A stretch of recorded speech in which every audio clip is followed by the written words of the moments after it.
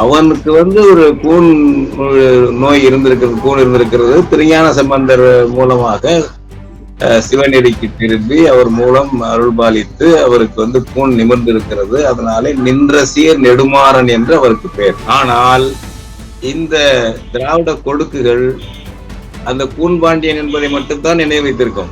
இவர்கள் பாண்டியன் நெடுஞ்செழியனை மட்டும் இழிவுபடுத்தவில்லை. இந்த கம்பெனி உடல் ஊனமுற்ற மனித குலத்தில் உள்ள அனைவரையும் இழிவுபடுத்தியிருக்கிறார்கள்.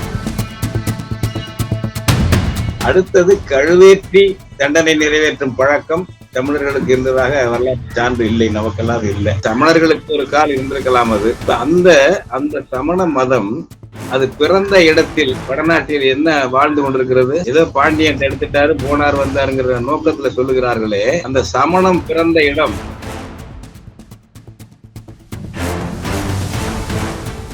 2016 நம்ம கேபிஎன் பஸ் நூற்றுக்கணக்கான பஸ்ல பெங்களூர்ல அப்ப நம்ம தாக்கிட்டு இருக்கான், அழிச்சிட்டு இருக்கான். அதனால இது ஒரு நாதியத்தை இடம் என்பது போல அவனுக்கு ஆயிடுச்சு. அதனால டி.கே. சிவகுமார் இந்த பயனுடைய கேரா பிளாட்ஃபார்ம் தமிழர்களை விங்கிலே கேட்கறது அப்படின்னு வச்சு அவன் வெளிப்படையா சொல்ல கருத்து அதுதான். இப்ப இந்த தம்பி வந்திருக்காரு விஜய், இவருக்கு ஒரு 50% கழிச்சுட்டாருங்க. ஸ்டாலினுக்கு 2 கண்ணும் விஜய்க்கு 1 கண்ணு தான் திராவிடம், இன்னொரு கண்ணு தமிழ். அதனால அது குறைஞ்சிக்கிட்டு வருது. அது 2 பந்தியிலையும் சாப்பிடுறது, 2 பந்தியில ஒரே நம்ம ஒரு பக்கம் உட்காந்து முதுகு பின்னாடி ஒருத்தர் உட்காந்து சாப்பிட்டு இருப்பாங்கல்ல பந்தியில. நம்ம ஒரு வருஷம் இருப்போம், நம்ம பின்னாடி ஒரு வருஷம் உட்காந்துருக்கோம். அது அந்த பக்கம் தெற்கு அது உட்காந்து நம்ம வடக்கே உட்காந்து வச்சுக்க. அது மாதிரி ஒரே நேரத்துல 2 பந்தியிலையும் கை நீட்டி சாப்பிட கூட்டம் அது திராவிட கூட்டம். அது மாதிரி நீ திராவிடங்கிறது அப்புறம் அதான் கருணாநிதி சொன்னாரு, நான் இனத்தால் திராவிடன், மொழியால் தமிழன், நாட்டால் இந்தியன்னாரு, வடிவத்தால் மனிதன் சொல்லியான்னு சொன்னேன். அப்ப இது எல்லாம் சேர்த்து நம்ம கூட்டம் இதை பொறுத்துட்டு நம்ம தானே பெரும்பான்மை தமிழ்நாட்டுல.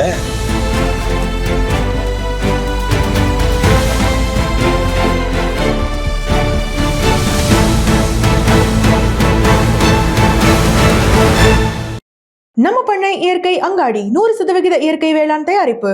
தொடர்புக்கு 87 54 44 92 99. உலகில் எங்கு பிறப்பினும் தமிழ் கற்கலாம், கற்பிக்கலாம். Learn and teach Tamil from worldwide. avayarpadasali.org. TN மீடியாவுக்கு ஆதரவு அளித்து வருகின்ற நல் உள்ளங்கள் அனைவருக்கும் பாலமுரளிவர்மனின் அன்பு வணக்கம். இன்று நம்மோடு தமிழ் தேசிய பேரியக்கத்தின் தலைவர் ஐயா பே மணியரசன் அவர்கள் இருக்கிறார். ஐயா வணக்கம். தமிழ் தேசிய பேரியக்கமும் தெய்வத்தமிழ் பேரவையும் உலக தமிழராட்சி நிறுவனத்தின் தலைவராக இருக்கின்ற ஆர் பாலகிருஷ்ணன், ஓய்வு பெற்ற இந்திய ஆட்சி பணி அதிகாரி ஆர் பாலகிருஷ்ணன் அவர்களை கைது செய்ய வேண்டும் என்று தீர்மானம் நிறைவேற்றி இருக்கிறீர்கள். அவர் செய்த தவறு என்ன? ஆர் பாலகிருஷ்ணன் இது ஒரு சிக்கலில் மட்டுமல்ல, தொடர்ந்து தமிழின பகையோடு தமிழர்களை இழிவுபடுத்துவது, தமிழருடைய வரலாற்றை கொச்சைப்படுத்துவது, தமிழர்களை பந்தேரி கூட்டம் என்று வர்ணிப்பது, இதுக்கெல்லாம் திராவிட ஆதரவு முகாமில் இருந்து கொண்டு மு.க. ஸ்டாலினுடைய ஒத்துழைப்போடு செல்வாக்கோடு அரசு அதிகாரத்தோடு செய்து வருகிற ஒரு நபர் ஆர் பாலகிருஷ்ணன். பணி ஓய்வுக்கு பிறகும் சரி, அதுக்கு முன்னாடி இந்த நஞ்சை நெஞ்சிலே சுமந்திருந்திருக்கிறார். இப்பொழுது அது யாதும் ஊரே யாவரும் கேளீர் என்று சொல்லுகிறார்கள். சமணர்களை 8000 சமணர்களை கழுவில் ஏற்றிய லொடுக்கு பாண்டியனை பற்றி என்ன, லொடுக்கு பாண்டியன் என்று சொன்னது சரியா அப்படின்னு கேட்டிருக்காரு. திராவிட கொடுக்கு பாலகிருஷ்ணன் இதை கேட்டிருக்காரு. மனிதர்களை கூட அவர்களுடைய உடல் ஊனத்தை சொல்லி அழைக்க கூடாது என்பது அண்மை கால சட்ட ஏற்பாடு, நாகரிக ஏற்பாடு. மாற்றுத்திறனாளி என்போம் அவர்களை. ஒரு பாண்டிய நெடுஞ்செழியன் தமிழர் வரலாற்றின் ஒரு வீரமிக்க ஒரு பேரரசன். அவனுக்கு ஒரு கூன் நோய் இருந்திருக்கிறது. திருஞான சம்பந்தர் மூலமாக சிவநெறிக்கு திரும்பி அவர் மூலம் அருள்பாலித்து அவருக்கு கூன் நிமிர்ந்து இருக்கிறது. அதனாலே நின்ற சீர் நெடுமாறன் என்று அவருக்கு பெயர். ஆனால் இந்த திராவிட கொடுக்குகள் அந்த கூன் பாண்டியன் என்பதை மட்டும்தான் நினைவு வைத்திருக்கும். இவர்கள் பாண்டியன் நெடுஞ்செழியனை மட்டும் இழிவுபடுத்தவில்லை. இந்த கம்பெனி உடல் ஊனமுற்ற மனித குலத்தில் உள்ள அனைவரையும் இழிவுபடுத்தியிருக்கிறார்கள். யாதும் ஊரே யாவரும் கேள்வி. அந்த சமணத்தினுடைய கதை அதெல்லாம் வந்து வரலாற்றால் நிரூபிக்கப்படாத ஒன்று. கழுகு ஏற்றியது போனது வந்தது பெரிய புராணத்திலே ஒரு வர்ணனையிலே வருகிறது, அவ்வளவுதானே தவிர அப்படியெல்லாம் ஏற்றினது இருக்கா இல்லையா தெரியாது. அடுத்தது கழுவேற்றி தண்டனை நிறைவேற்றும் பழக்கம் தமிழர்களுக்கு இருந்ததாக வரலாற்று சான்று இல்லை, நமக்கெல்லாம் அது இல்லை. தமிழர்களுக்கு ஒரு கால் இருந்திருக்கலாம். அது அந்த அந்த சமண மதம் அது பிறந்த இடத்தில் வடநாட்டில் என்ன வாழ்ந்து கொண்டிருக்கிறது, ஏதோ பாண்டியன் எடுத்துட்டாரு போனார் வந்தாருங்கிற நோக்கத்துல சொல்லுகிறார்களே, அந்த சமணம் பிறந்த இடம் வடநாடு, ராஜஸ்தான், அந்த பக்கம் எங்க இமயமலை ஓரங்கள்லாம் இருக்கு, கங்கை கரை ஓரம் இருக்கு. அங்க இதுக்கு ஏதாவது இருக்கா? இந்த மதம் இருக்கா? அவ்வளவுதானே தவிர இது வந்து ஒரு ஒரு மதம். இப்ப புத்த மதம் கூட தமிழ்நாட்டு இந்தியாவில் வளர்ச்சி அடையவில்லை என்றாலும் பல நாடுகளில் அரசு மதமாக ஆகி இருக்கிறது. ஏதோ தமிழர்கள், பாண்டியர்கள், தமிழர்கள், சோழர்கள் அழித்து விட்டார்கள் என்பதல்ல, அது தன்னைத்தானே அழித்துக் கொள்ளும். அது அதனுடைய நல்ல அம்சங்களும் இருக்கு, கெட்ட அம்சங்களும் அதுக்குள்ள இருக்கு. அது அவர்களுடைய பழக்கமே அதுதான். ஒரு சமணம் தான் வந்து முதல்ல இங்க வடநாட்டில இருந்து வந்து கிபி 4ஆம் நூற்றாண்டு வாக்குல திராவிட சங்கம்னு ஆரம்பிக்கிறான். தமிழர்கள் யாராவது அப்படி ஆரம்பிச்சிருக்காங்களா? விஜயநகர மன்னர்கள் அந்த கூட்டம், தெலுங்கு கூட்டம், கன்னட கூட்டம் வந்து இங்க பரப்புறதுக்கு முன்னாடி இங்க திராவிடங்கிற புழக்கமே கிடையாது. நம்ம இலக்கிய சார்ந்து எதுவுமே கிடையாது. அவங்க வந்த பிறகுதான் நம்மளுடைய எழுத்துக்கள்ல வந்திருக்கு. இப்படி சொல்ற நபர் வந்து ஒரு இழிவுபடுத்தினாலும் எவ்வளவு வஞ்சினத்தை, எவ்வளவு பகையை மனசுல வச்சிருப்பாரு. இது வந்து 2 குற்றங்கள். ஒன்று உடல் ஊனமுற்ற ஒரு இழிவுபடுத்துற குற்றம், இன்னொன்று தமிழர்களின் வரலாற்று நாயகரை இழிவுபடுத்திய குற்றம். இந்த 2 குற்றத்துக்கும் உரிய குற்ற பிரிவுகளை பதிவு செய்து உடனடியா பாலகிருஷ்ணனை கைது செய்ய வேண்டும் என்று தெய்வ தமிழ் பேரவையில் தீர்மானம் போட்டுக்கிறோம். இன்றும் அதைத்தான் உங்கள் ஊடகத்தின் வழியாக நான் வலியுறுத்துகிறேன். பாலகிருஷ்ணனை கைது செய்ய வேண்டும். நின்றசீர் நெடுமாறன் 63 நாயன்மார்களில் ஒருவர். அவர் திரு ஆர் பாலகிருஷ்ணனால் மிக மோசமாக இழிவு செய்யப்பட்டிருக்கிறார். ஆனாலும் கூட இந்து அமைப்புகளோ சைவ சித்தாந்த நெறியை பின்பற்றுகிற அமைப்புகளோ இதுவரை ஒரு கடுமையான எதிர்வினையை ஆற்றவில்லை. தெய்வ தமிழ் பேரவை, தமிழ் தேசிய பேரியக்கத்தை தவிர மற்றவர்கள் எதிர்வினை ஆற்றாமல் இருப்பதற்கான காரணம் என்ன? நாங்க தெய்வ தமிழ் பேரவை என்ற ஒரு எங்களுடைய அமைப்பு வந்து 2/6/2026 அன்று மதுரையில் அதனுடைய செயற்குழு கூட்டம் நடந்தது. அதில் வந்து சிவநெறி பிரிவு இருக்கிறது, சித்தர் பிரிவு இருக்கிறது, சித்தநெறியில கருவூரார் பிரிவு இருக்கிறது, ஆசிவக பிரிவு இருக்கிறது. ஒரு ஆரியத்துக்கும் திராவிடத்துக்கும் அடிமைப்பட்டு போய் அண்டி பிழைக்கின்ற ஒரு உளவியலை ஆன்மீகத்தில் பெற்றுவிட்டார்கள். குறிப்பா நம்ம ஆன்மீக நாங்க தான் சக்கரவர்த்தின்னு உட்கார்ந்து இருக்கிற செட்டுகள் இருக்குல்ல, ஆதீனங்கள், தர்மபுர ஆதீனம், தமிழ் அர்ச்சனைன்னா கொதிச்சு குந்திரிச்சு விழுவாங்க. இந்த ஆதீனங்கள்லாம் தமிழ்ல கூடாதுமா. திருப்பனந்தாளா இருக்கட்டும், திருவாவூடுதலையா இருக்கட்டும், நல்ல செயல்பாட்டுல இருந்தது. மதுரை ஆதீனம் அதுதான் இப்ப சீரழிஞ்சு போயிட்டு RSS காரணம் இருக்கிறது. ஆதீனம் திருஞான சம்பந்தர் ஆதீனம் அப்படி இருக்கு. குன்றக்குடி பெரியவர் அடிகளார் பெரிய முன்னேற்றமா புரட்சிகரமா நடந்தவர். திராவிட கூடாரத்துக்குள் தான் அவர் இருப்பாரு. நீங்க பாத்தீங்கன்னா இது போல நம்ம ஒரு ஒரு நமக்கான ஒரு தமிழ் ஆன்மீக அமைப்புகள் இப்படி வந்து சீரழிஞ்சு போயிருக்கு. இவைத்தை எதிர்பார்க்காமல் தனிநபராக இருந்தாலும் பல பிள்ளைகள், நம்ம பிள்ளைகள் இன்னைக்கு பெரியவர்கள், ஆன்மீகத்தில் உள்ளவங்க எல்லாரும் வலைத்தளங்கள்ல சமூக ஊடகங்களை நல்லா பயன்படுத்துறாங்க, சாட்டையடி விடுறாங்க. இந்த பீடங்கள் இப்படி இருக்கே தவிர ஒரு எழுச்சி நல்லா தெரியுது. பாத்தீங்கன்னா எல்லாரும் இப்ப வந்து சான்றுகள் நிறைய சொல்றாங்க. இப்ப நின்றசீர் நெடுமாறன் பாண்டியன்னா அவன் பத்தியே அந்த வரலாறு பெரிய புராணத்துல எந்த இடத்துல இருக்கு, அதுக்கு என்ன பொருள், ஏது, என்ன விளக்கங்கள், எல்லா ஊடகங்கள்ல நம்முடைய அறிவாளி பிள்ளைகள், இளைஞர்கள், பெரியவர்கள் எல்லாரும் போர்க்கோளம் போட்டு அறிவாயுதம் ஏந்தி இருக்கிறார்கள். பெருமனே இல்லை. அதை பார்த்து நம்ம வந்து மகிழ்ச்சி அடையணும். இந்த பட்டம் தாங்கிகள் எல்லாம் எங்கேயாவது போய் பின்னாடி எவனையாவது அண்டி பிழைக்கக்கூடிய நிலையில இருந்துகிட்டு இருக்கு. அதுகளை கண்டு நம்ம வருத்தப்பட வேண்டியதில்லை. இது பரவணும். இது மாதிரி மக்கள் தன்னெழுச்சியாக ஆன்மீகத்தை, நம்முடையது, நம்ம இனம் சார்ந்தது, இது ஆன்மீகம் என்பது எங்கோ இல்லை, எல்லா நாட்டுக்கும் சொல்லணும். ஒவ்வொரு இனத்துக்கும் ஒரு ஆன்மீகம் உண்டு. இப்ப கிறிஸ்துவம் என்று இருந்தா கூட அந்தந்த நாட்டுக்குள்ள வடிவத்தில் ஒரு கிறிஸ்துவம் தான் இருக்கும். அது இப்ப இஸ்லாம் என்று இருந்தாலும் அந்தந்த நாட்டுக்கு உள்ள ஒரு வடிவத்தில் தான் அது இருக்கும். இப்ப ஈரானுடைய இஸ்லாம் வேற, இன்னொரு நாட்டுடைய இஸ்லாமிய பழக்க வழக்கங்கள் வேற இருக்கும். அவங்க கலாச்சாரத்தோடு இணைந்து இருக்கும். ஈரான்னா ஈரானுடைய அந்த வரலாறு, அவங்களுடைய வரலாற்று பெருமிதங்கள் அவற்றோடு இணைந்துதான் இஸ்லாம் இருக்கு. இப்படி மதம் என்பது, ஆன்மீகம் என்பது எல்லா இனத்துக்கும் இருக்கிறது. அது நமக்கு அது இருக்கிறது. ஒட்டுமொத்த நம்ம இனம் ஒரு அடிமை நிலையிலே வைக்கப்பட்டிருப்பதால் வந்து சில பேருக்கு அச்சம் இருக்கலாம் வெளியே சொல்றதுக்கு, அதுவும் இருக்கலாம். இல்லது இவர்கள் அந்த அண்டிப்பழைக்கும் உளவியலுக்கு ஆட்பட்டு பலவீனமாக போயிருக்கலாம். அதையும் நம்ம புரிந்து கொள்ள வேண்டும். ஆனால் துணிச்சலாக வெளிவந்து போர்க்குரல் எழுப்பக்கூடிய நம்முடைய ஆன்மீக குரல்களையும் நாம் பார்க்க வேண்டும். ஆர் பாலகிருஷ்ணன் சிந்து வழி நாகரிகம் திராவிட பண்பாட்டின் அடித்தளம் என்று சொல்கிறார். கீழடியை திராவிட நாகரிகம் என்று சொல்கிறார். விஜய் அவர்கள் தனக்கு திராவிடம் என்பது ஒரு கண் என்று சொன்னார். எனவே நீங்கள் வைக்கிற அந்த ஆர் பாலகிருஷ்ணனை கைது செய்ய வேண்டும் என்கிற வேண்டுகோளை தவேக அரசு ஏற்குமா? அவர்கள் கைது செய்யாவிட்டால் உங்களுடைய அடுத்த கட்ட நடவடிக்கை என்னவாக இருக்கும்? கைது நடவடிக்கை வந்து செயலில்லை என்றால் அடுத்த களத்தில் இறங்கி போராட்டம் நடத்த வேண்டியதுதான் நம்ம இந்த கோரிக்கையை வைத்து.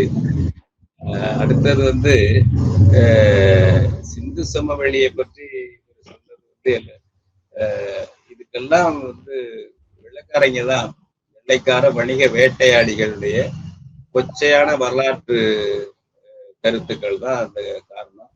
அதுல கொச்சையிலும் கொச்சையான ஒரு நபர் கால்டுவெல். அந்த கால்டுவெல் பண்ணது நம்ம தமிழ் இலக்கியத்துல நம்மளை தமிழர்னு சொல்லக்கூடிய சான்று எதுவுமே, இந்த திராவிடன்னு சொல்லக்கூடிய சான்று எதுவுமே இல்லை. தமிழர் தான் நம்மளை சொல்லுமே தவிர தமிழர் தமிழ் என்று குறிப்பிட்டாலே 3 பொருள்ல வரும் சொல்லுவாங்க. தமிழ் நாட்டை குறிக்கவும் அது வரும், தமிழ் மொழியை குறிக்கவும் வரும், தமிழ் இனத்தை குறிக்கவும் வரும். அந்த மாதிரி தமிழ், தமிழர், தமிழ்நாடு 3க்கும் ஒரே தமிழ் ஆதாரமா இருக்கிற இந்த மாதிரி அமைப்பு வேற இனங்கள்ல எவ்வளவு தூரம் எவ்வளவு பேருக்கு இருக்குன்னு தெரியாது நமக்கு.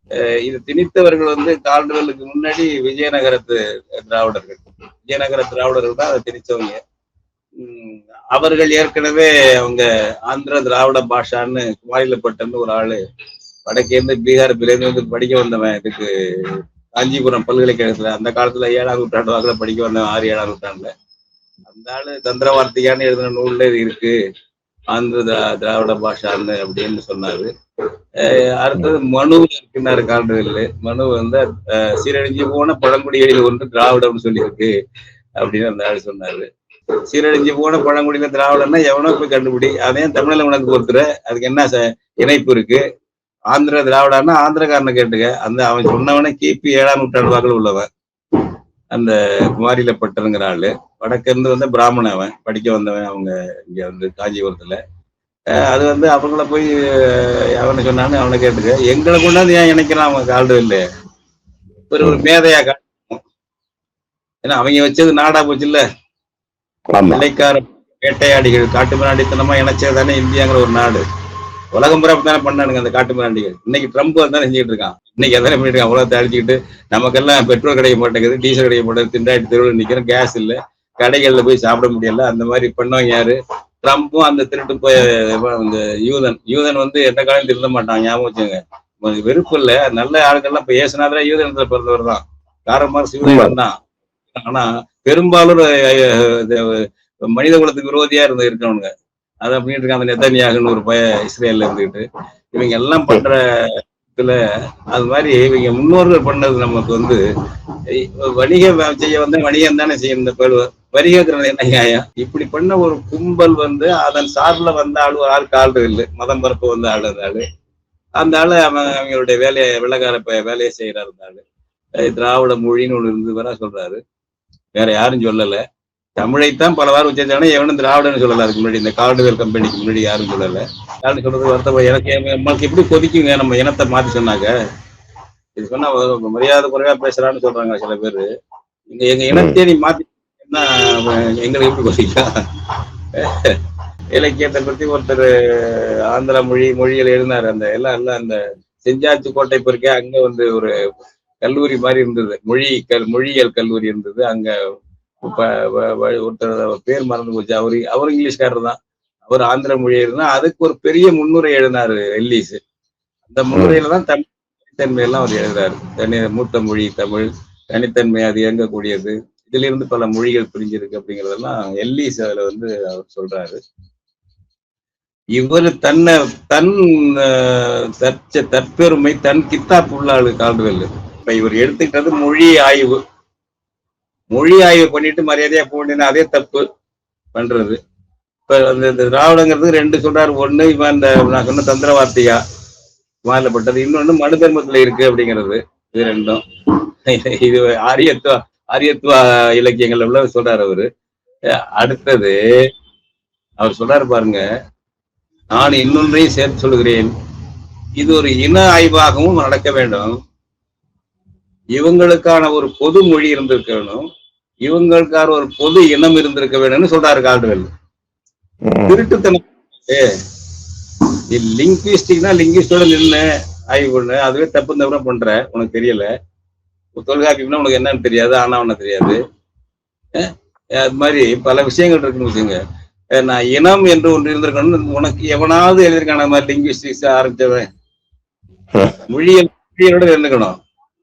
இவர் இன இயலை கொண்டு போறாரு. அப்போ ஒரு பொது இனம் இருந்திருக்கணும், அந்த பொது இனம் திராவிடர் என்று இருந்திருக்க வேண்டும்னு இந்த ஆள் சொல்றாருங்க கால்டுவெல். இதுதாங்க பாவேந்தர் சொல்லுவோம், நெஞ்சு புதைக்கும் சொல்ல வாய் உதைக்கும்.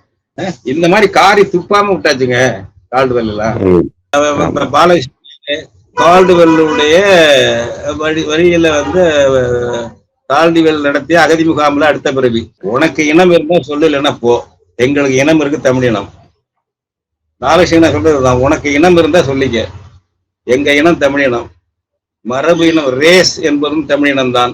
அது மாதிரி சில இனங்கள் இருக்கு. இப்ப சீனாக்காரன் அப்படிதான், 1-2 இனங்கள் அப்படி இருக்கும், நம்ம இருக்கோம். அது மாதிரி உலகத்துல சில பேருக்கு அது மாதிரி இருக்கு. இங்கிலீஷ்காரனுக்கு இல்லைங்கிறாங்க, ஜெர்மானியனுக்கு இல்லை, பிரெஞ்சுக்காரனுக்கு இல்லை, பிறகு உருவானது எல்லாம் அப்படிங்கிறாங்க. அது அவங்க பாடுறது. நாங்க அதனால யாரையும் இழிவா நினைக்கலையே, இன்னும் சொல்றேன், இதை எடுத்துட்டு ஆடுறாங்கல்ல திராவிடன்ட்டு. உனக்கு என்ன மொழி? இப்ப பிராமணர்களுக்கு அதை எடுத்துட்டு அவங்க எடுத்தாங்க. அதுவும் தெலுங்கு பிராமின்ஸ் தான் ரொம்ப பரப்புனார்கள். விஜயநகர ஆட்சியில திராவிடத்தை பரப்புனவங்க ரொம்ப தெலுங்கு பிராமின்ஸ் தான். நம்ம தமிழ்நாட்டுக்காரெல்லாம் கெடுத்தது அவங்க தான் அதிகமா.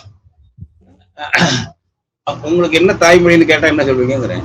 ஊபியிலையும் நீங்க உங்க காஸ்ட் பேர் பிராமின் தான், தமிழ்நாட்டிலையும் பிராமின் தான். உங்களுக்கு தாய்மொழி எது?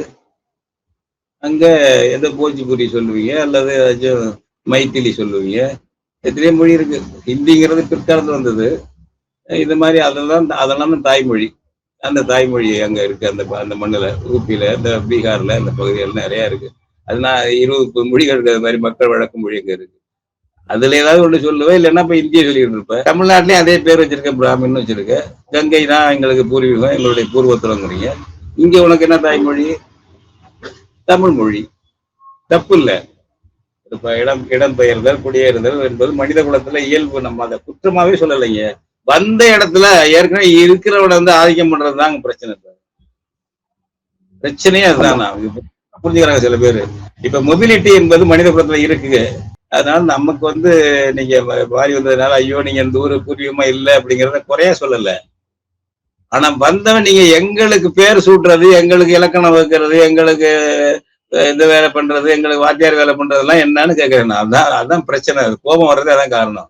இன்றைய தமிழ்நாட்டு அரசியலில் தத்துவம் சார்ந்த அரசியலுக்கோ, கொள்கை சார்ந்த அரசியலுக்கோ, தேசிய இன விடுதலை தொடர்பான அரசியலுக்கோ இடமில்லை. இது வெறும் தேர்தல் அரசியல்தான் என்பது இந்த தேர்தல் முடிவுகள் காட்டுகின்ற அறிகுறி என்று சொல்லப்படுகிறது.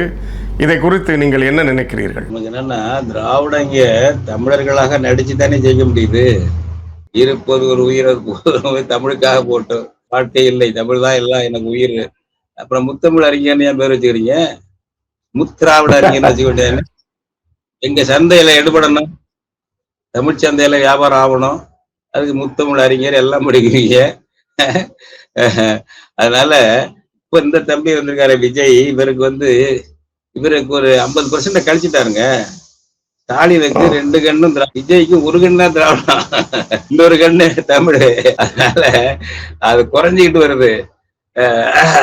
அது 2 பந்தியிலையும் சாப்பிடுறது, 2 பந்தியில நம்ம ஒரு பக்கம் உட்காந்து முதுகு பின்னாடி ஒருத்தர் உட்காந்து சாப்பிட்டு இருப்பாங்கல்ல பந்தியில.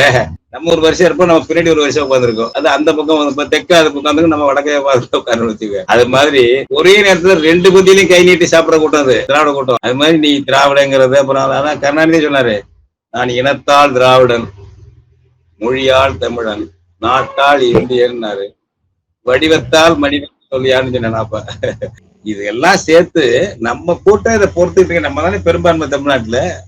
நம்ம யாரையும் இழிவுபடுத்த நினைக்கல. இப்ப நாங்கெல்லாம் தமிழ் தேசிய பேரியக்கத்தில் 1956 தமிழர் தாயகம்னு வரையறுக்கப்பட்டது சட்டப்படி. அதுக்கு முன்னாடி வந்த எல்லாரும் பிறமொழி பேசக்கூடியவங்க, தெலுங்கு, கன்னடம், மலையாளம் கூட குறைவு, அதுக்கு கன்னியாகுமரி பக்கம் இருக்காங்க. இந்த உருது பேசுறவங்க இருக்காங்க, மராத்தி பேசுறவங்க இருக்காங்க, சௌராஷ்டிரம் பேசுறவங்க இருக்காங்க. அந்த மக்கள் எல்லாம் மண்ணின் மக்கள் தான். மரபு வழி தமிழர்களுக்கு என்னென்ன உரிமைகள் உண்டு அவங்களுக்கும் உண்டு. ஆனால் இங்கே ஆட்சி மொழி கல்வி மொழி தமிழாகத்தான் இருக்கும். இதுதான் நம்ம வரையறுக்கிறோம். அவங்களெல்லாம் அயலார்னு இழிவுபடுத்துறதோ இவங்க வேற மொழி பேசுறதோ கொச்சைப்படுத்தலாம் கிடையாது. நீங்க தமிழ் இனத்தையும் தமிழ் மொழியையும் மறைக்க வந்தாக்க அப்ப உங்களோட சண்டை வருது எங்களுக்கு, அவ்வளவுதான். அதனால பிறமொழி பேசக்கூடிய மக்கள் எல்லா நாட்டிலையும் பிறமொழி பேசக்கூடிய இருக்கதான் செய்வாங்க சிறுபான்மையா. மொபிலிட்டி ஒரு இடப்பெயர்வு நகர்வு என்பது மனித குலத்துல இருக்கு. அதுல ஒண்ணும் மாற்றம் வந்து குறை சொல்லல, இழிவுபடுத்தல அதெல்லாம். ஆனால் மண்ணின் மக்களை அவன் தாய்மொழியை அவன் தாயகத்தை அவனுக்கு இனப்பேர் நீங்க சூட்டீங்கன்னு என்ன அர்த்தங்க? இவன் ராம்சாமி சூட்டுறது என்னங்க? நீங்க கன்னடரா இருந்துகிட்டு எனக்கு என்ன பேர் தமிழனுக்கு நம்ம சூட்ட வர்றதுன்னா அப்படி என்ன அகம்பாவம் ஆதிக்கங்கிறேன்.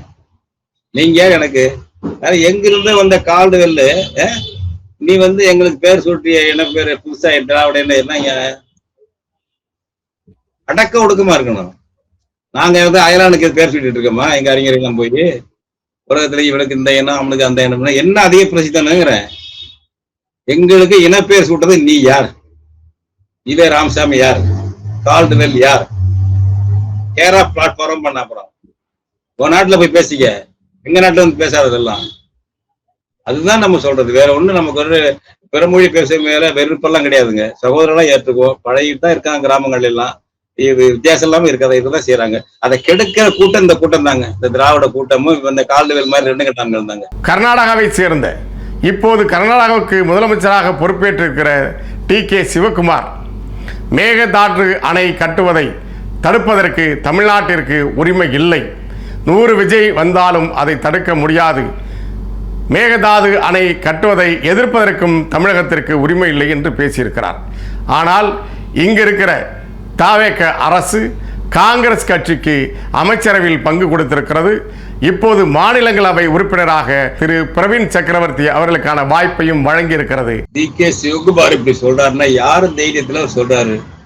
தமிழ்நாட்டில் உள்ள முக்கியமான கட்சிகளான திமுக, அதிமுக தைரியத்தில் தான் சொல்றாரு. மு.க. ஸ்டாலின், எடப்பாடி பழனிசாமியுடைய தைரியத்தில் தான் இவங்க கண்டிக்க மாட்டாங்க கன்னடர்களை, கர்நாடகத்தை கண்டிக்க மாட்டாங்க அப்படிங்கிற தைரியம். இதெல்லாம் கண்டிச்சது இல்லை, ஒண்ணும் இல்லை. அதுக்காக போராடினதும் இல்லை இந்த செட்டு. எந்த போராட்டம் நீங்க கடந்த நீங்க இந்த தேர்தலில் இந்த பிரச்சாரத்துல தஞ்சாவூர்ல வந்து பேசும்போது மட்டும்தான் எடப்பாடி பழனிசாமி மேகதாது எடுத்து போயினாரு. காவேரி இஷ்யூ ஒரு முக்கியமான இஷ்யூ ஆகலையே, ஸ்டாலினுக்கு ஆகல. உனக்கு என்ன? எடப்பாடி பழனிசாமி எல்லாம் இனத்துரோகிங்க, பிறந்த இனத்துக்கு துரோகம் பண்றாள். இதெல்லாம் இப்ப நம்ம அவன் வரலாறு டி.கே. சிவகுமார் சும்மா சொல்லல, பொய்யா சொல்லல, வரலாறு பார்த்து சொல்றான். ஆளு 69 வாக்கு 68 வாக்குல இது கர்நாடகத்துல புதிய அணை கட்டுறதுக்கு ஹேமாவதி கட்டுறதுக்கு ஆரம்பிச்சானுங்க. ஹேமாவதி முதல் கட்டுறதுக்கு ஆரம்பிச்சான். தமிழ்நாடு அரசுடைய ஒப்புதல் இல்லாம கட்டக்கூடாதுன்ட்டு அப்ப பொதுப்பணித்துறை அமைச்சர் கருணாநிதி, அண்ணாதுரை முதலமைச்சர், அது இங்க இருந்து எதிர்ப்பு தெரிவிச்சாரு. அண்ணாதுரை எதிர்ப்பு தெரிவிச்சாரு. அதுக்கு பேச்சுவார்த்தை என்ன ஆரம்பிச்சாங்க. இங்க இருந்து போன அந்த பேச்சுவார்த்தைக்கு கருணாநிதி போனார், பொதுப்பணித்துறை அமைச்சர். அங்க வந்து கர்நாடக முதலமைச்சர் ஒருத்தர் இருந்தாரு, பேர் மறந்து போயிருப்பார். அவரு 2-3 தடவை அவங்கதான் முதல்ல பேசினாங்க. அப்புறம் கருணாநிதியே முதலமைச்சரா வந்துட்டாரு. அண்ணா இறந்து போய் கட்டி முடிச்சானா இல்லையா? ஹேமாவதியை கட்டினா, கேரங்கிய கட்டினா, கபினியை கட்டினா. இத்தனைக்கு தமிழ்நாடு அரசு ஒப்புதல் இல்லை, இந்திய அரசு ஒப்புதல் இல்லை, இவருடைய ஒப்புதலும் கிடையாது. சுற்றுச்சூழல் எந்த சூழலையும் அவன் கேட்டுக்கல, கட்டிட்டான். ஏன்னா இந்தியாக்காரன் வந்து காங்கிரஸ் இருந்தாலும் பாஜக இருந்தாலும் தமிழனுக்கு விரோதமா எவன் வந்தாலும் அவனை ஆதரிப்பான். இந்தியாக்காரனுடைய பழக்கம் அதுதாங்க. காங்கிரஸா இருந்தாலும் சரி, பாஜக வந்தாலும் தமிழனுக்கு எதிராக எவன் வந்தாலும் அவங்களுக்கு இந்தியாக்காரனுக்கு பெரிய அச்சுறுத்தலா இருக்கிறது தமிழர்கள் தான்.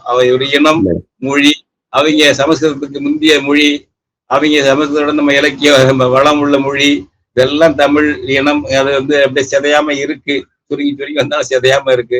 ஏன்னா அவன் மெயின் டேஞ்சரா இருக்கிறது அவனுக்கு வந்து அவன் சமஸ்கிருதம் இல்லாம தனித்து இயங்கும். 1916 ஒரு இயக்கமே 14 மறைமலடிகளார் கலக்காம எழுதுறான், எழுதக்கூடாது தமிழ்ல. என்று கொண்டு செஞ்சு காட்டினா இன்னைக்கு இருக்காங்க. அது இன்னைக்கு அந்த நம்முடைய ஐயா பாவாணர், பெருஞ்சித்திரனார், இப்ப தென்மொழி இதழ், தனித்தமிழ் இதழ்ல வந்துகிட்டு இருக்கு. அது மாதிரி பல இதழ்கள் வருது தனித்தமிழ்ல. இதெல்லாம் எங்களுக்கு அச்சுறுத்துவது டெல்லிக்காரனுக்கு. அவன் என்ன பண்றான், மெயின் எனிமி இந்தியாவுக்கு வந்து நம்ம ஆதிக்கம் பண்றதுக்கு, அதை இந்தியாவுக்கு ஆதிக்கம் இல்ல, இந்தி மயமாவதற்கு, சமஸ்கிருத மயமாவதற்கு, பிராமணிய மயமாவதற்கு, மார்வாடி மயமாவதற்கு, குஜராத்தி மயமாவதற்கு இந்தியாவை முழுசா இடைஞ்சலாகிறது தமிழ்நாடு. எனவே இந்த தமிழ்நாட்டை ஒழிச்சு கட்டணும். எவன் தமிழ்நாட்டுக்கு எதிராக வந்தாலும், சீர்குலைச்சாலும், தண்ணி தடுத்தாலும் அவனுக்கு மறைமுக ஆதரவு கொடுத்து வேலை செய்யி, தமிழ்நாட்டை சிக்கல்ல மாற்றி அழிஞ்சு போய் என்பதுதான் காங்கிரஸ்காரன் திட்டமும் பாஜக திட்டமும். பாரத மாதா பவித்திர புத்தருடைய திட்டம் இதுதான். நீங்க அந்த கட்சிகளை ஆதரிச்சீங்கன்னாக்க இதை தெரியாம கூட ஆதரிக்கலாம், அது வேற விஷயம். அவங்க கட்சி இதுதான், கரு இதுதான். காங்கிரஸ், திமுக, பாஜகவுடைய கரு இதுதான். அந்த வகையில நீங்க அனுமதிச்சிட்டீங்க. கருணாநிதி தாண்டு போட்டு கருணாநிதி துரோகம் பண்ணது கொஞ்சம் நஞ்சம் இல்ல. தஞ்சாவூர் விவசாயிகள் வழக்கு போட்டிருந்தாங்க உச்ச நீதிமன்றத்தில், இந்த அணைகள்லாம் கட்டக்கூடாதுன்னு, புது அணை ஏமாவதி ஏனைக்கு எல்லாம் கட்டக்கூடாதுன்னு வழக்கு தடை கேட்டு போட்டிருந்தாங்க உச்ச நீதிமன்றத்தில். வழக்கு நடந்துகிட்டு இருக்கு. கருணாநிதி நடிகர் திலகம் இல்ல, கருணாநிதி அரசியல் நடிகர் திலகம், திரைப்பட நடிகர் திலகம் நம்ம சிவாஜி, அரசியல் நடிகர் திலகம். என்ன பண்ணாருன்னா டக்குன்னு தூண்டி விட்டு ஒரு மர்ம முரசொலி மாறின ஒரு வழக்கு போடுறாரு, சேர சொன்னாரு. இதுல வந்து அந்த புது அணை கட்டக்கூடாதுங்கிற வழக்குல கருப்பையா மூப்பனார் சேர்ந்தார். அங்க காங்கிரஸ் 2ஆ பிளவு, 69 பிளவுபடுது. இந்திரா காந்தி தலைமையில இண்டிகேட், நிஜலிங்கப்பா காமராஜ் தலைமையில சிண்டிகேட்னு பிளவுபடுது. இப்ப வழக்கு நடந்துகிட்டு இருக்கு. கர்நாடகத்துல சட்டசபை எலெக்ஷன் வருது. 1971 சட்டப்பேரவை, 71 தான் சட்டப்பேரவை தேர்தல் வருது கர்நாடகத்துல. பார்லிமெண்ட்டுக்கும் தேர்தல் வருது. இந்த அம்மா முன்கூட்டியே கலைச்சிருச்சு. 72 நடக்க வேண்டிய தேர்தல 71 நடந்தது. காங்கிரஸ் பிளவுனால இந்திரா காந்தி இப்ப பிரதமர். தேவராஜ அரசு என்பவர் இந்திரா காந்தி பிரிவுடைய தலைவர் கர்நாடகத்துல. அவர் தான் முதலமைச்சரா வரணும்னு வந்துட்டாக்க கர்நாடகத்துல காங்கிரஸ், இந்திரா காங்கிரஸ் பிரிவை வலுப்படுத்திடலாம்னு அந்த அம்மா திட்டம். உடனே கருணாநிதியை கூப்பிட்டு பேசுது, தமிழ்நாட்டுல இருந்து காவேரியில அடகட்ட தடை கேட்டு, கர்நாடகம் கட்ட தடை கேட்டு வழக்கு போட்டுருக்காங்க, அதை வாபஸ் வாங்க சொல்லுங்க, நான் தீர்த்து விட்டுறேன் அப்படிங்கிறது. அப்ப கூட்டாளி ஒரு இந்திரா காங்கிரஸ் கூட்டணியில இருக்காரு கருணாநிதி, சேர்ந்தார். எலெக்ஷன்லயும் சேர்ந்தா நின்னாரு. உடனே என்ன விட்டார், நம்ம விவசாயிகிட்ட சொல்லி இவங்க முரசொலி மாறன் கம்பெனி போட்ட வழக்கையே சொல்லி வாபஸ் வாங்க வைக்கிறாரு. நமக்கு நல்ல சொல்யூஷன் வருது, வாபஸ் வாங்கிட்டாங்க. அதன் பிறகு இந்திரா காந்தி வெற்றி பெற்று பிரதமராவது, தேவராஜ அரசு அங்க முதலமைச்சர் ஆகிறாரு. எல்லாருக்கும் தீர்க்கவே இல்லை பிரச்சனையே. ஒரு உண்மை அறியும் குழுன்னு போட்டு ஆராய்ச்சி பண்ணி அதை முடிச்சுட்டு போயிட்டாங்க. எதுவுமே தீர்க்கல இந்த ஆழ்வார். இந்த மாதிரி இதை பார்த்துட்டு அவங்க கட்டி முடிச்சுட்டான். அப்புறம் அணைய 3 அணையும் கட்டி முடிச்சுட்டான். அதுல ரொம்ப ஆட்சேபனைக்குரியதா பண்ணது கடைசியில கபினி, அதையும் கட்டி முடிச்சுட்டான். அப்புறம் சின்ன சின்ன அணைகள் பல கட்டியிருக்கான். இப்ப நீங்க தடுக்க முடியல, அதுக்கு என்ன பண்ணி கிழிச்சிங்க? கருணாநிதியின் கம்பெனி, ஸ்டாலின் கம்பெனி, அவங்க குடும்பம் என்ன பண்ணுச்சு? திராவிட சிங்கங்கள் என்ன பண்ணுச்சு? இப்போ ஒண்ணும் இல்லை. எம்ஜிஆரும் ஒண்ணும் இல்லை, கருணாநிதி ஒண்ணும் இல்லை, முடிஞ்சு போச்சு. அதை பாக்குறான். அதுக்கப்புறம் இங்க இந்த கூட்டம், இந்த எடப்பாடி மாதிரி கூட்டங்கள் வருதுல்ல, இதுவும் இப்படித்தாயா? அவங்க எல்லாம் கார்பரேட் ஏதாவது அங்க எதுவும் கம்பெனி சேர்க்காம தெரியல. எடப்பாடி பழனிசாமி கர்நாடகத்துல என்ன வெஸ்டர்ன் இன்ட்ரெஸ்ட் தெரியல, யாரும் இல்ல. அடுத்தது ஒன்னொன்னு அந்த 70 நம்ம இனத்தை அழிச்சுட்டாங்க கர்நாடகத்துல. அப்ப ஏதோ ஒரு பிரச்சனை வந்திருக்கு, ஏதோ ஒரு மறந்து போச்சு. அப்போ ஒரு இனக்கலவரம் பண்ணியிருக்காங்க தமிழர்களுக்கு எதிராக கர்நாடகத்துல. 91 தான் வெளிப்படையா நடந்துச்சு. காவேரி நடுவர் மன்றம் தீர்ப்பாயம்னு ஒண்ணு இருக்குல்ல, இதுக்கு வந்து இடைக்கால தீர்ப்பு கொடுத்துருந்துச்சு. அது செல்லாதுன்னா கர்நாடகத்துல. உச்ச நீதிமன்றத்துல இப்ப ஆர் வெங்கட்ராமன் குடியரசுத் தலைவராக இருந்தாரு. உச்ச நீதிமன்றத்துல கருத்து கேட்டாரு, இடைக்கால தீர்ப்பு இறுதி தீர்ப்பு போல் செல்லுபடி ஆகக்கூடியதானா என்று சொல்லுங்கன்னு கருத்து சொல்றது. அது கான்ஸ்டிடியூஷன்ல பிரிவு இருக்கு, அதன்படி கேட்டாரு. அவங்க உச்ச நீதிமன்றத்துல பார்த்துட்டு இறுதி தீர்ப்புக்கு என்ன அதிகாரம் உண்டோ அதே அதிகாரம் இடைக்கால தீர்ப்புக்கும் உண்டு, ட்ரிபியூனலுடைய தீர்ப்புன்னு சொல்லிட்டாங்க. இவ்வளவுதான் அவங்க சொன்னது. நம்ம ஒண்ணும் போராடலாம் கேட்கல, இவ்வளவுதான் வந்தது. கெசட்ல நோட்டிஃபை பண்ணுங்கன்னு சொல்லிட்டான். அது வந்து உடனே என்ன ஆகுதுன்னா,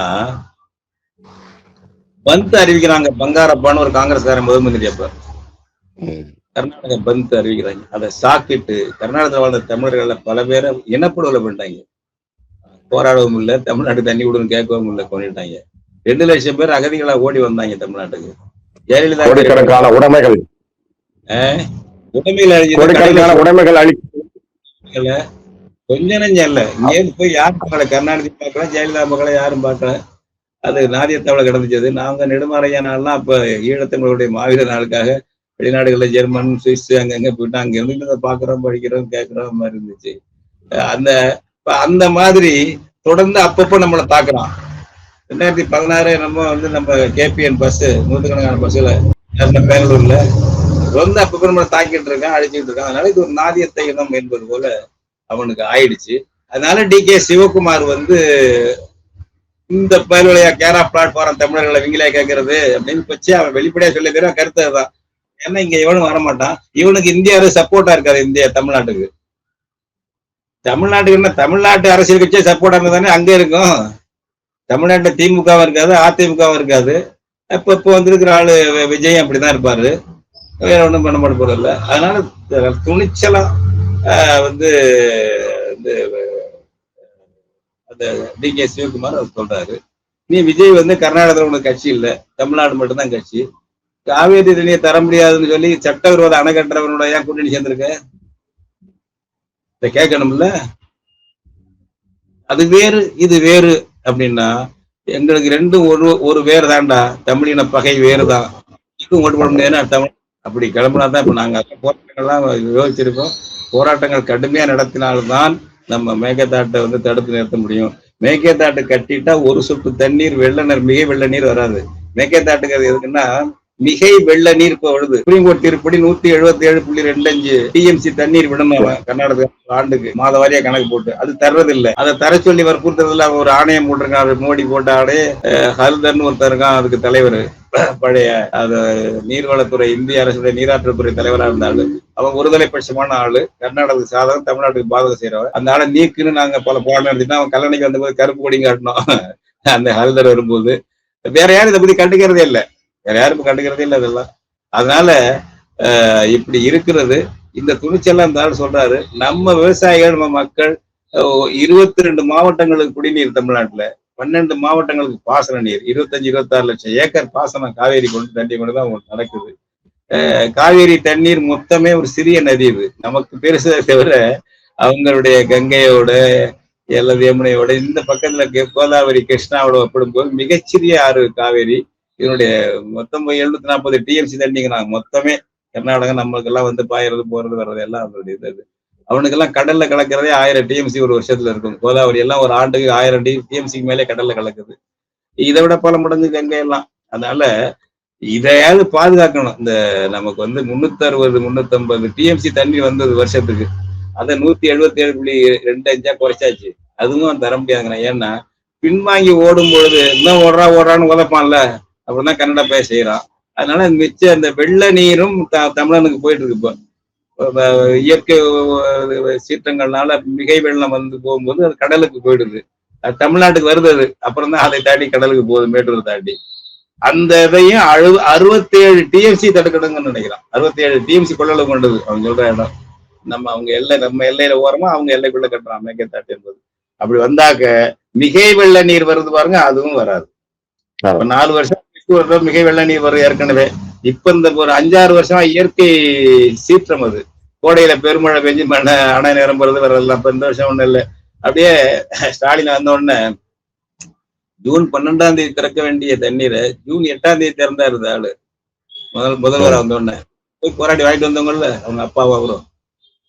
அது ஒவ்வொரு வருஷமும் போய் திறக்க போவாரு மேட்டூருக்கு. ஏன்னா அவன் அதிகாரி திறந்து போறா, பாக்கியால திறக்கிறதுக்கு நீ என்ன பண்ண வேண்டியிருக்கு? அதை பிரச்சாரம் பண்ணிக்கிறதுக்கு போய் ஒரு போராடி காவிரி வாங்கிட்டு வந்த மாதிரி. இந்த வருஷம் அவருக்கு ஒரு நல்ல காலம் தோத்து போயிட்டாரு. ஜூன் 12ஆம் தேதி திறக்க முடியாத நிலையில இருக்கு. தண்ணி குறைஞ்சு போச்சு. இவ்வளவு வருஷமா திறந்தல. மிகை வெள்ளம் கோடையில மழை பெஞ்சு வந்தது. நீ உரிமை தண்ணீர் எப்போது பெற்றிருக்கியா? அவ உடனே கேட்டிருக்கீங்களா? எவனும் கேட்டல. அதிமுக பத்தி கேட்கறது இல்ல. நீங்க திமுக பெரிய வித்தியாசம் நினைக்காதீங்க தமிழங்கம்னு. அதே அது மாதிரிதான் அந்த ஆளு வேலையை பழக்கப்பட்டு போனவங்க. ப்ரொஃபஷனலா ஒரு கேரியரிசம். இதை வச்சு என்ன பிழைக்கலாம், என்ன கொள்ளையடிக்கலாங்கிறத தவிர அதிமுக எல்லாம் ஒண்ணும் கிடையாது. எனவே டி.கே. சிவகுமாருக்கு இந்த தைரியம் வருதுன்னா இந்த கட்சிகள் தான் கொடுக்குற தைரியம் தான். திமுக, அதிமுக, அப்புறம் குட்டி திமுக போந்திருக்குல்ல, இந்த தாவேகா இந்த மாதிரி விஷயங்கள்லாம் கொடுக்குற தைரியத்துல அங்க நாதியத்தை இனம் தமிழ் இனம் இவ்வளவு தடவை நம்ம அழிச்சு கொண்டு இருக்கிறோம். இனப்படுற இருக்கோம். அங்கிருந்து ரியாக்ஷனே இல்லை. அப்படிப்பட்ட தமிழ்நாட்டுக்கு என்ன வேணாலும் பேசலாம்னு அவன் பேசுறான். ஆனா இப்ப கொஞ்சம் காங்கிரஸ்லயே எதிர்ப்பு வருது. இந்த மாணிக்கம் தாக்கூரா பேசிட்டாரு, நான் போக மாட்டேன் சிடிகேசி பதவியேற்புக்கு, மேக்கத்தாட்டு கட்டுறாங்கிற ஆளு பதவியேற்க நாம விரும்பல, பதவியேற்புக்கு போக மாட்டேன்னு பகிரங்கமா அறிவிச்சிருக்காரு. இதெல்லாம் ஒரு கிளிசல் வந்துட்டு இருக்கு. கிளிசல் அதிகமாகட்டும். மேகதாது அணை விவகாரத்தில் அரசியல் கட்சிகளை நம்பி பயனில்லை. இப்போதைய தமிழ்நாட்டு அரசு தாவேக அரசை நம்பியும் பயனில்லை. எனவே வெகு மக்கள் திரளை திரட்டி பெருவாரியான மக்கள் எழுச்சி போராட்டங்களை நடத்த வேண்டும் என்று நீங்கள் சொல்கிறீர்கள். எனவே இன்றைக்கு தமிழர்களின் மிக முக்கியமான உரிமையான தமிழ்நாட்டை பாலைவனமாக ஆக்க இருக்கின்ற அந்த மேகதாது அணை சிக்கலில் தமிழ்நாட்டு மக்கள் கிளர்ந்து எழ வேண்டும். இப்போது இருக்கின்ற இந்த நிலை மாறி காவிரி உரிமையை தமிழர் நிலைநாட்ட வேண்டும். தொடர்ச்சியாக தமிழ் தேசிய தளத்தில் தீவிரமாக இயங்கி வருகின்ற தமிழ் தேசிய இன எழுச்சி அரசியலுக்காக எப்போதுமே களத்தில் முன்னிற்கின்ற உங்களுடைய முயற்சிகள், உங்களுடைய போராட்டங்கள் வெற்றி அடையட்டும். மக்கள் திரள் தமிழர்கள் தங்களை உணர்ந்து வெகு மக்கள் திரள் போராட்டமாக மேகதாது அணை உரிமையை மீட்கட்டும். இந்த மண்ணில் நல்ல அரசியல் மீண்டும் பிறக்கட்டும். உங்களுடைய நேரத்தை ஒதுக்கி எமக்கு கருத்துக்களை பகிர்ந்து கொண்டமைக்கு மிக்க நன்றி. மீண்டும் சந்திப்போம். மிக்க மகிழ்ச்சி ஐயா. நன்றி, வணக்கம்.